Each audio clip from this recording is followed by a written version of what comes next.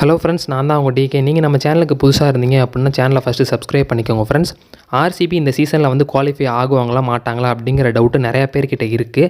கண்டிப்பாக ஆர்சிபியால் இந்த சீசன் வந்து குவாலிஃபை ஆக முடியும். எப்படிங்கிறத வந்து டீட்டெயில்ஸாக பார்ப்போம் வாங்க. சரிங்க ஃப்ரெண்ட்ஸ், வர மே 18 சிஎஸ்கே வெர்சஸ் ஆர்சிபி மேட்ச் இருக்குது. இது அவங்களோட லாஸ்ட் கேமு.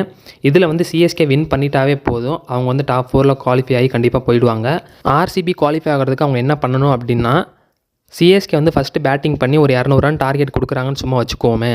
அதை வந்து ஆர்சிபி 18.1 ஓவரில் வந்து சேஸ் பண்ணணும் ஃப்ரெண்ட்ஸ். ஒருவேளை ஆர்சிபி ஃபஸ்ட்டு பேட்டிங் பண்ணி ஏதோ ஒரு டார்கெட் செட் பண்ணுறாங்க அப்படின்னா, அவங்க வந்து சிஎஸ்கேவை 18 ரன் டிஃப்ரெண்ட்டில் வந்து வின் பண்ணி ஆகணும் ஃப்ரெண்ட்ஸ். அப்படின்னா மட்டும்தான் சிஎஸ்கே விட அதிகமாக நெட் ரன் ரேட்டில் ஆர்சிபியால் இந்த சீசன் வந்து குவாலிஃபை ஆக முடியும். சரிங்க ஃப்ரெண்ட்ஸ், ஆர்சிபி வந்து கண்டிப்பாக பிளே ஆஃப்குள்ளே போகிறதுக்கான வாய்ப்புகள் இருக்குது. ஆனால் அதை அவங்க செய்வாங்களா மாட்டாங்களா அப்படிங்கிறத வந்து பொறுத்து தான் பார்க்கணும்.